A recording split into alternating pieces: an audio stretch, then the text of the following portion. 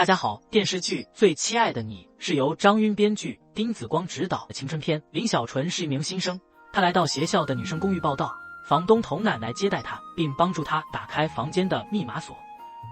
商湖英语系大3的学生陈晨晨是林小纯的舍友，陈晨晨主动地向林小纯介绍其他3位舍友的情况。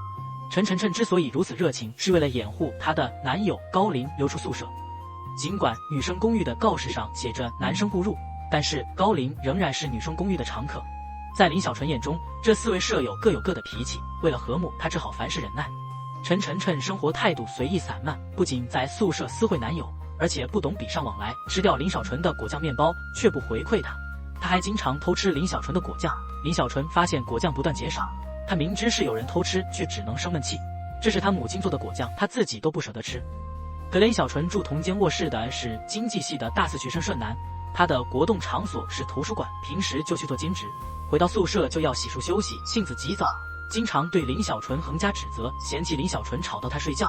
很多情况是他误会林小纯了，却根本不给别人解释的机会。倪锦是设计系大4的学生，她漂亮爱美，最喜欢的是购物，而且性格火爆，陈晨晨称之为暴力狂。他们公寓里还有一名学霸，是新闻系的韩一彤，因为回家有事，暂时不在公寓中。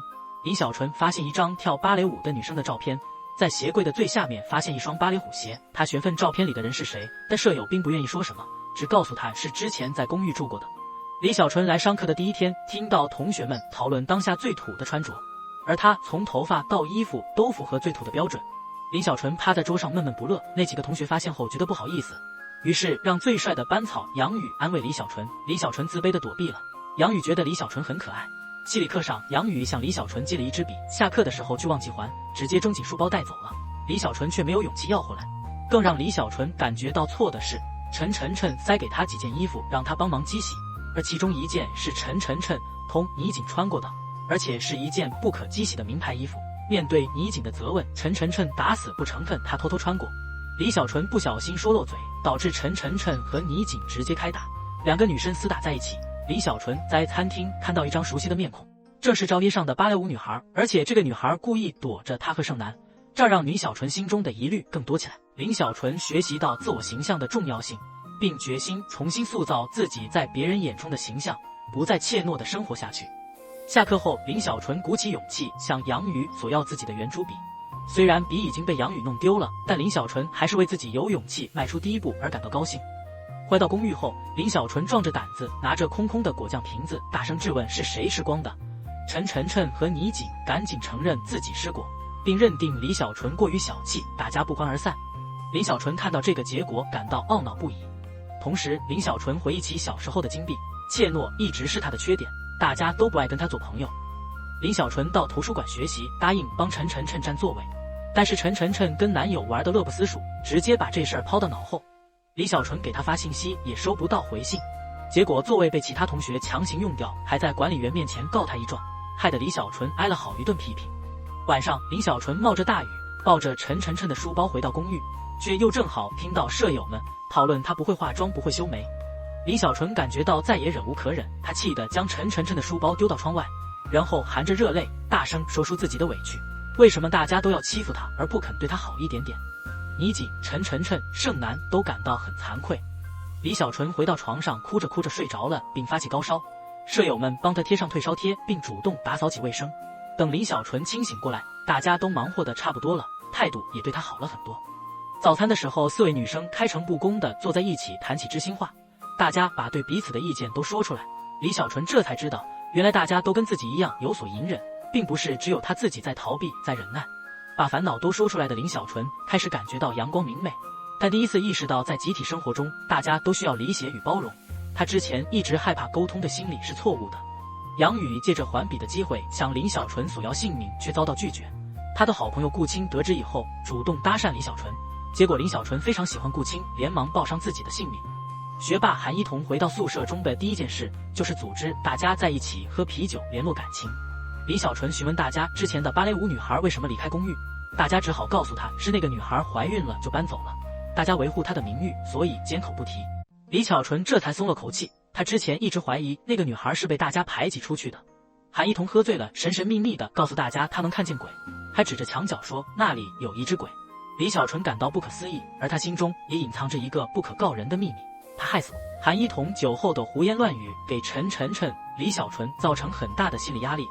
晚上陈晨晨吓得失眠，还做噩梦。李小纯则每次看到韩一彤所指的有鬼的柜子，都会感到惶恐。陈晨晨无意中在阳台上发现一条男士内裤，起初他以为是高林落在公寓的，连忙偷偷掩藏起来，并赶到高林的家中归还内裤，而高林否认自己有这样款式的内裤。陈晨晨一心喜欢着高林，丝毫没有注意到高林的恋爱态度其实存在问题。陈晨晨认为一定是其他舍友将男友带到过公寓，内裤便是罪证。于是他兴致勃勃地想要将这个违规带男友回公寓的人揪出来。李小纯在他的怂恿下，也对内裤的主人是谁产生好奇。他们认为倪锦自有可能带男友回家，因为倪锦的男友最多，但是倪锦直接否认，因为她的男友们都不穿这种款式的内裤，而且她也没必要带男友回公寓，酒店开房更加适合她。陈晨晨认为每天忙于兼职，只穿暗色调衣服的盛男最可怜，因为他不只对恋爱没有兴趣，更不会有时间谈恋爱，所以他不会体会到恋爱的乐趣。陈晨晨不会想到盛男也有春天。餐馆厨师江恒喜欢上拼命做兼职工作的盛男，更在工作中对他倍加照顾。盛男有所察觉，但他无暇仔细考虑感情的问题，只能冷冰冰地拒绝来自江恒的关爱。韩一彤不停地参加相亲会、联谊会、同学会等等各种社交活动，但是仍然没有找到愿意跟他谈恋爱的男生。他失魂落魄地回到公寓，陈晨晨拎着男士内裤询问他是不是带男友回过公寓。韩一彤直接崩溃，她哭诉自己连男友都没有，怎么可能带男友回公寓。陈晨晨觉得新闻社社长张鹤龄跟韩一彤比较般配，可惜他们两个人互没感觉。杨宇总是在学习之余主动搭讪李小纯，他的自信与主动让李小纯找不到自我定位，他总感觉对杨宇避之不及，但他每次看到顾青时都很开心，还会不自觉地追踪陆青的身影。陈晨晨得知以后告诉李小纯，这就是恋爱的感觉。晚上倪锦被一辆豪车送回公寓，陈晨晨等人目睹以后追着他刨根问底。倪锦坦言，这个男友是已经快40岁的已婚男，据说老婆孩子在国外已经协议离婚。这个消息让3个女生的三观受到强烈冲击。盛男晚上下班归来，看到一名陌生的男子在楼下徘徊，他不禁有些心生警惕。而这名男子也是倪锦的追求者，他等在楼下是为了找机会对倪锦表白。一些照片之后，他赶去赴约，而高林因为起晚迟到半小时。陈晨晨为了照顾高林的心情，谎称自己也因起晚迟到了。他为高林准备的礼物是一个名牌背包，而高林只是极为敷衍地送他一份香水，还信誓旦旦地称心意最重要。陈晨晨认出香水是学校门外美妆店开业时赠送的礼品，他心中很失望，却仍然强颜欢笑，谎称自己喜欢。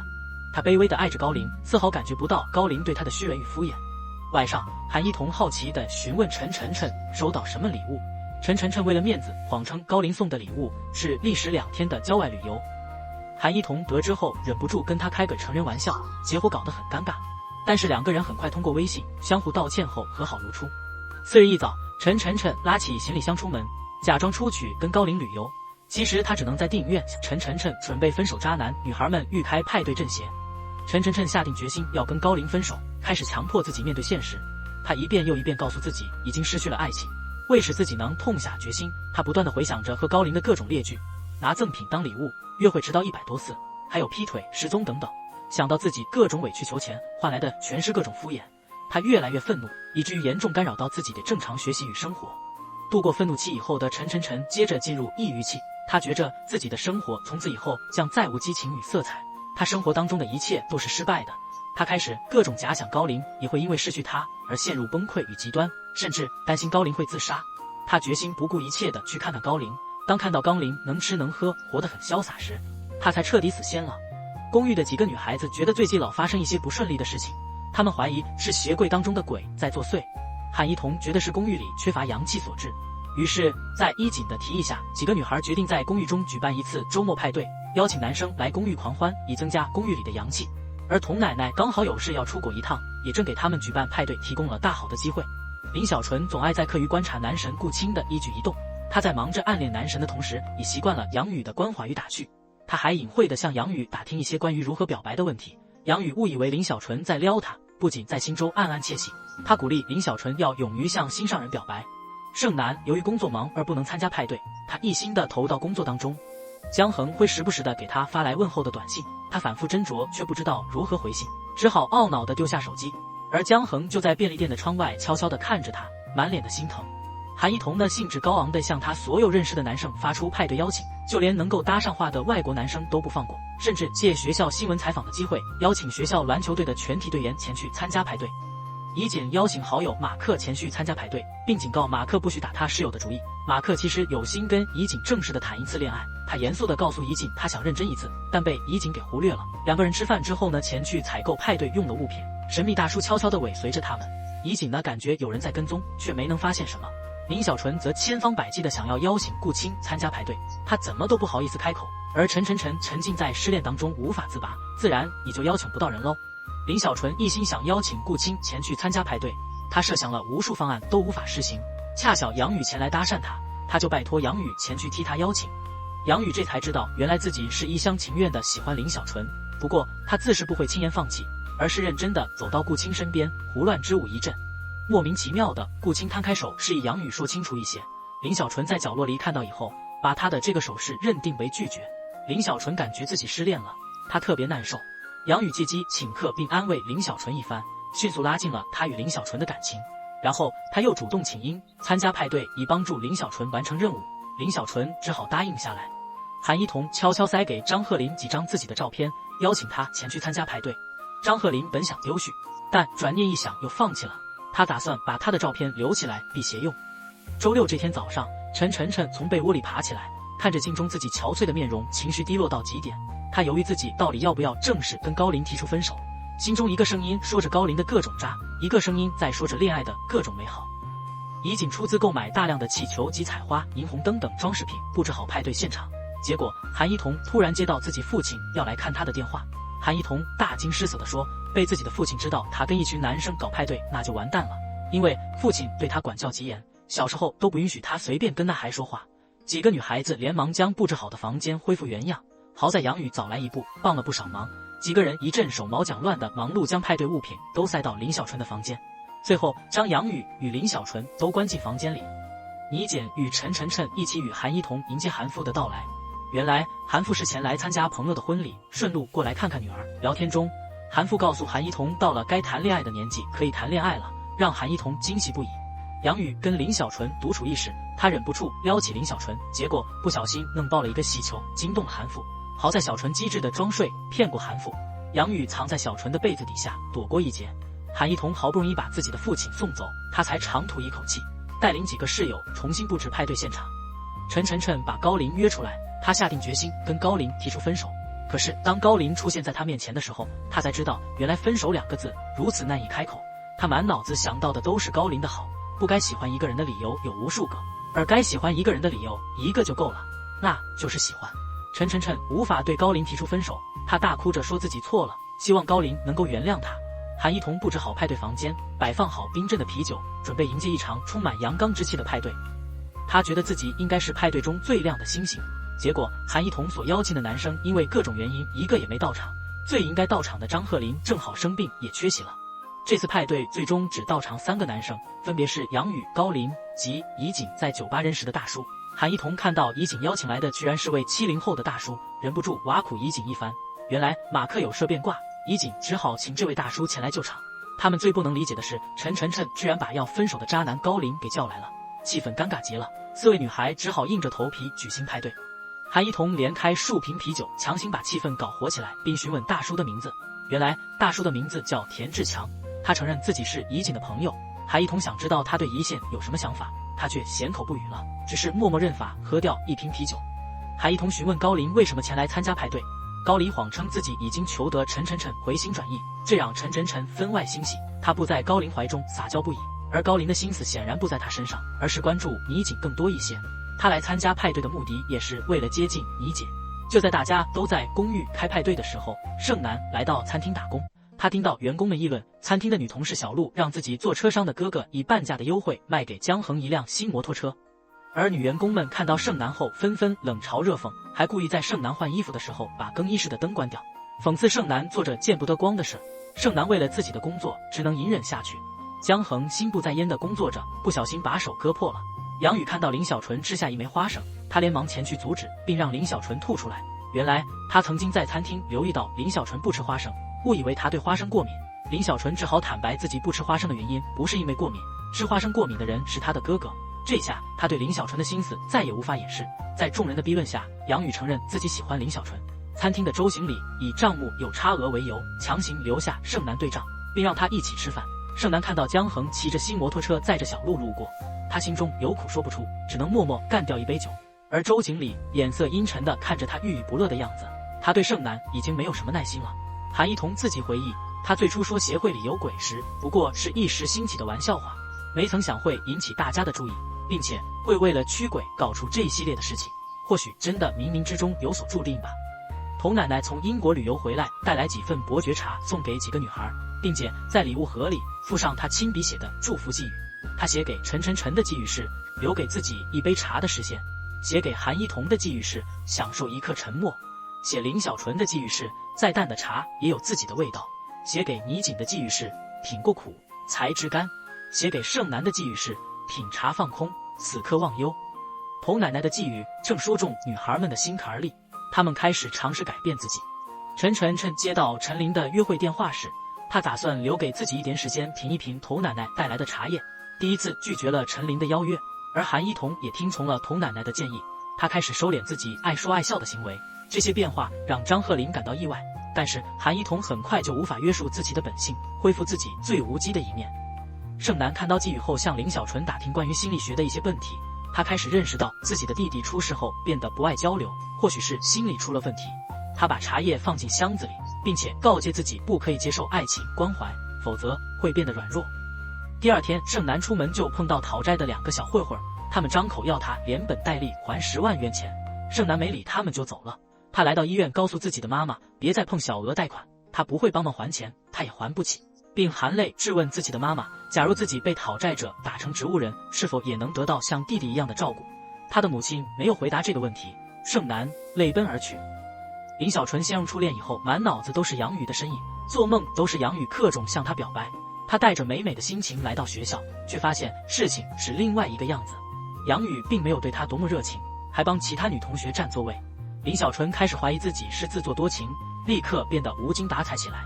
陈晨晨、韩一彤得知林小纯的心事后，劝他要尽快跟杨宇明确恋爱关系，不要傻乎乎的恋爱一场后被告知只是过分要好的朋友关系。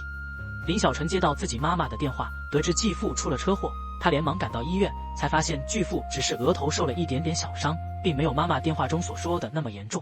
但是在他妈妈眼里，继父所受的伤就是很严重的伤，还坚决不把继父自己留在医院。林小纯只好答应留下来陪妈妈。倪锦喝醉酒后告诉田志强，他觉得田志强跟其他男人不一样，看他的眼神没有欲望，并希望田志强跟他谈一场恋爱。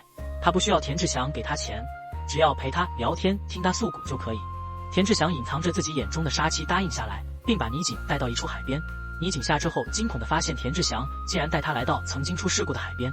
他质问田志强到底是什么人。田志强摊开手掌，露出那条夜光石手链。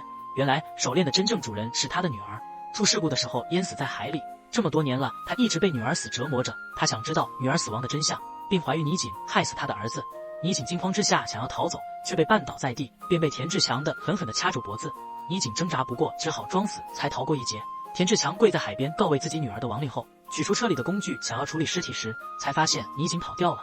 倪锦回到家后，发现田志强在楼下徘徊，还不时地给他打电话。他不敢接电话，并告诉室友，田志强是个非常危险的人，让大家在家的时候不要随便开门。陈晨晨心里怀着对倪锦的怨气，他借机讽刺倪锦是个随便的女人。不过倪锦当场予以还击，两个人的关系降到冰点。事后，倪锦委托马克调查田志强的身份。马克通过跟踪田志强了解到一些消息，他马上开车来找倪锦汇报情况。原来田志强是一名木工，后来因为暴力伤人被判刑10年，7年后假释出狱，做了一名普通工人。马克建议倪锦报警。陈晨晨看到倪锦坐上楼下的一辆车，他误以为是高林的车，气冲冲地冲到楼下，猛地拉开车门，却看到司机并不是高林，只好悻悻离开。马克感到很吃惊，他不知道陈晨晨为什么这样做。盛楠在西餐厅的工作中受到周经理肆意的刁难与羞辱，江恒看在眼里，猜到盛楠遇到了什么，他只能时刻地压抑着心中的怒火。看着盛楠被周经理欺负，小鹿故意在工作中碰撞盛楠，盛楠终于爆发。他拎起一瓶柠檬水浇到小鹿头上，警告小鹿别再想着欺负人。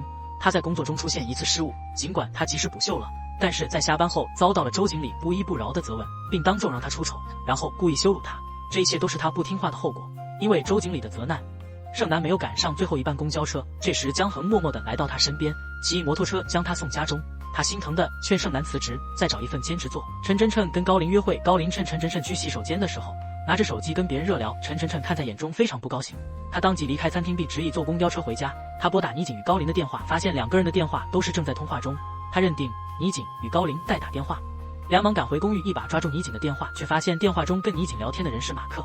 倪景气得大骂陈晨晨撒泼耍疯，陈晨晨执意指责是倪景先勾搭高林，两个人的关系越发恶劣。林小纯夹在倪景与陈晨晨中间，无辜的成为出气筒。韩一彤为了安慰林小纯，于是告诉他陈晨晨有一个极为优秀的姐姐，从小成绩优异，只被陈晨晨大3岁，但已经在英国读博士。陈晨晨从小在姐姐的光环下长大，自然难以受到家人的重视，这是他不自信的原因，也是造成他遇到渣男也没有勇气放手的原因。林小纯听完以后更加崇拜韩一彤，童奶奶交给陈晨晨一摞从英国寄来的明信片，原来这些都是陈晨晨的姐姐寄来的。陈晨晨并不愿意收到这些信件，因为每次看到后都很自卑，所以他从来没有给姐姐回过信。这次他直接的将这些明信片丢进垃圾桶。盛南到待遇丰厚的丰汇集团面试时，再次碰到两个债主，他们要求盛南面试成功后每月留下生活费，剩余的钱用于还账，并且主动削减了他还款的数额。盛南为了自己的母亲与债主签下还款协议。晚上盛南依旧到西餐厅上班，江恒等在门口劝他辞职。盛南坚定地告诉江恒，他不会被困难击垮，如果这点困难就能把他难倒，那么他无论换什么工作都无法坚持下去。马克再次跟踪田志祥时被发现，马克要求田志祥再给倪景一些时间，他会说出事情的真相的。陈晨晨对高林的不满越来越强烈，他最终无法继续做一个乖乖女，跟高林发生争吵后不欢而散。他独自一人到酒吧买醉解愁，被一群小混混盯上，他们主动上前把他灌醉，而此时马克也正在酒吧与富婆女友约会。他认出陈晨晨是倪景的室友，于是上前劝阻他，结果陈晨晨并不买账，还摇头表示不认识他。马克只好打电话给倪景报告陈晨晨的情况。倪景虽然在电话中冷言冷语，却还是很快赶到酒吧。小混混郑翔带着喝得烂醉的陈晨晨出去开房，倪景强行拉着他离开酒吧。陈晨晨在路边吐了一地，他痛哭着告诉倪景，他其实好想变得跟倪景一样，因为高林喜欢这样的女生。林小纯的母亲要在公寓中住一晚，林小纯只好请盛南和倪景睡一间房间，请他妈妈留宿。盛南答应下来，盛南回到公寓就在沙发上睡着了。室友们早上起床后都自觉地放轻脚步，盛南却还是被不知情的林木吵醒。盛南本想到倪景的房间好好补一觉，却再次被送快递的声音吵醒。有人给他的弟弟张灿星寄来一封挂号信，江恒将盛南如何拼命赚钱以及省钱的经历通通告诉他的母亲。盛南已经背负太多了，盛母这时才知道原来女儿经受了这么多的苦，他的心开始牵挂起女儿。倪景到商场应聘导购员的工作，工作时间是下午4点到晚上10点，需要导购百货及整理仓库，工作很累，但是倪景感到从来没有过的开心。他开始学着改变自己大手大脚花钱的习惯，学会刷公交卡上下单。陈晨晨的同学为了尽快让他脱单，给他介绍了一款新的交友软件，但是陈晨晨没有一个中意的男生，他心目中的男生还是高林那样子的。高林在教室门口看到了陈晨晨，他提出一起去吃饭的请求，但是被陈晨晨直接无视。他故意谈笑风生的与同学一起讨论哪家快餐店好吃，哪家店的小哥帅。高林被拒绝后很愤怒地踢翻旁边一个垃圾桶。盛南的母亲守在植物人儿子病床前，天天以泪洗面。盛南把信件交给母亲，原来是他弟弟的低保申请被退回来，因为母亲没有给弟弟办理残疾人证。他质问母亲为什么不为弟弟申请残疾人证，而母亲认为他弟弟不是残疾人，一定会恢复健康。盛南无法理解母亲的想法以及做法，他无力地告诉自己的母亲，4年了，这样坚守一个不可能变成现实的希望，可曾为他这个女儿考虑过？他的母亲想要开口解释什么，但是始终没有说出口。盛南来到西餐厅，告诉周经理他要辞职，并要求结算工资。周经理无奈地答应了下来。露露私下告诉盛南，他们其实已经忍周经理好久了。周经理说红酒的事是因为账本记错造成的误会，如果盛南愿意追究周经理的责任，他们都愿意帮助盛南。但是盛南不愿意再计较什么，他辞职后向江恒发出约会邀请，让江恒喜出望外。杨宇悄悄地向陈晨晨打听林小纯的情况，得知林母与继父吵架了，所以林小纯的心情不好，他让陈晨晨对林小纯保密此事。几个女孩子很快就喝醉了，她们并不知道这是盛南的第一次请客，也是盛南跟他们吃的告别饭。盛南已经决心搬离公寓。晚上，韩一彤梦到盛南坐上一辆没有司机的灵车，他一下被吓醒了，同时他耳中响起耳鸣声，他误以为自己上火所致，并没有放在心上。随后他起床去卫生间，却发现盛南独自坐在鞋柜旁边。盛南说柜子里的鬼是他的弟弟，不死不活躺在床上4年了，还说那么爱说爱笑爱跳的人变成这样子一定很痛苦。韩一彤有些摸不着头脑，他猛地惊醒过来，却发现自己正在床上睡觉。这下他自己冻懵了，他不知道自己到底是不是在做梦。韩一彤觉得盛南的状态不对，次日，他特意跟踪盛南，看到盛南去银行取出此期存款，然后将10万元钱还给一直纠缠他的债主。他觉得是自己说谎造成的盛南反常，于是将心中的恐慌悄悄地告诉张鹤林，想得到一些安慰。结果张鹤林不仅不安慰他，反而指责这都是他的错，然后起身离开。韩一彤指住他的衣服不依不饶，张鹤林嘴上说着各种威胁放手的话，但心里却滋生着小幸福的感觉。但是韩一彤突然意识到盛南最近这么反常，肯定有问题，于是匆匆离开，搞得张鹤林很莫名其妙。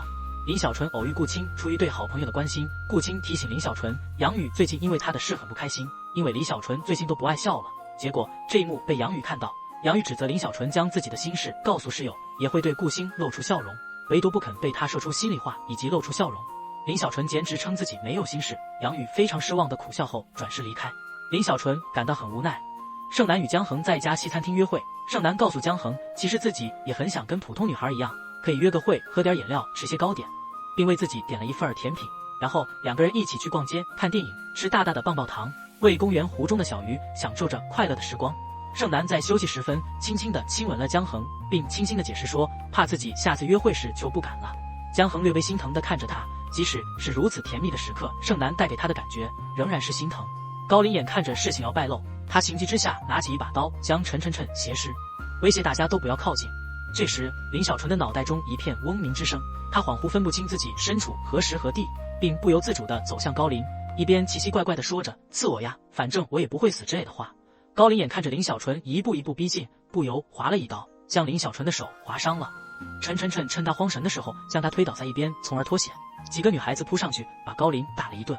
这时他们突然发现林小纯摸了摸脖子，晕倒在地上，误以为林小纯被划伤动脉，连忙打电话报警叫救护车。大批的记者很快把酒店门外包围，酒店发生因恋爱分手而绑架伤人案的新闻被争相报道。林小纯被推上救护车，几个女孩子哭着求大夫一定要救救林小纯。大夫哭笑不得地说，只是伤了手，不会有生命危险。大家这才安静下来。陈晨晨吐了一口气，已晕倒在地，被一起送到医院。林小纯跟陈晨晨都无大碍。杨宇从新闻中看到林小纯受伤，连忙赶到病房看望林小纯。韩一彤、倪锦、盛南识序地退出病房，方便杨宇安慰小纯。这时江恒急匆匆地赶到，将盛南领到一边。马克也在看到新闻后赶来探望倪锦，他拉着倪锦的手问长问短，让韩一彤感到倍加孤单。于是他给张鹤林打电话，想让他来陪陪自己。然而张鹤林正在熟睡，直接挂掉了他的电话。事后几个女孩子的感情更加深厚起来，她们之间的关系也更加亲密无间。韩一彤私下询问林小纯为什么会在酒店会有这么奇怪的举动，林小纯忍不住告诉他，鞋柜里的鬼其实是自己的父亲。原来他曾经看到自己的父亲在水杯中下药，然后放在母亲的床头，他惊慌之中找到机会将那杯水与父亲的水杯互换了。之后父亲拿上水杯开车去上班，在路上出了车祸。林小纯并不知道父亲在水杯中下的什么药，同时他也怀疑自己哥哥的死跟父亲有关系。当时哥哥就是喝了父亲端的水而倒地身亡，日后他的父亲用保险赔偿偿还债务，并给他母亲买了新衣服。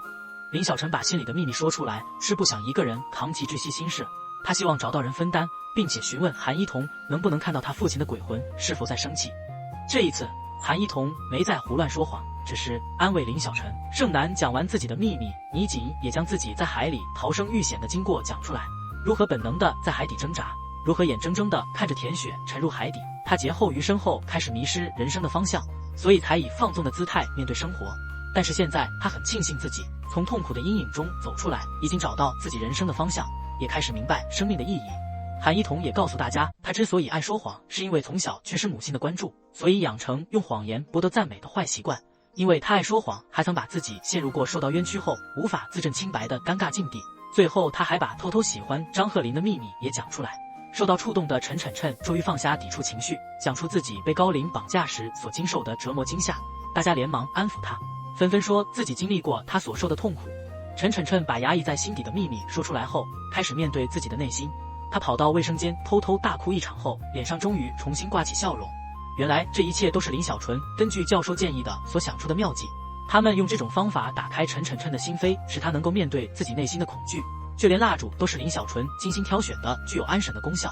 一夜安眠后，大家惊喜地发现陈晨晨的状态得到很好的调整，而韩一彤也在内心深处认识到谎言对于生活的影响，他决心改掉随口说谎的坏习惯。张鹤林也越来越喜欢慢慢发生改变的韩一彤。